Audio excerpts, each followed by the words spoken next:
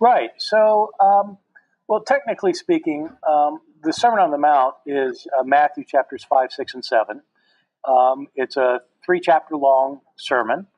That is the longest sermon in the Synoptic Gospels, Matthew, Mark, and Luke. Mm-hmm.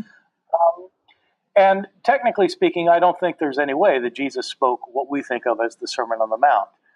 So last week, I gave my students in my undergraduate class an assignment. I had them write down everything I had said the week before.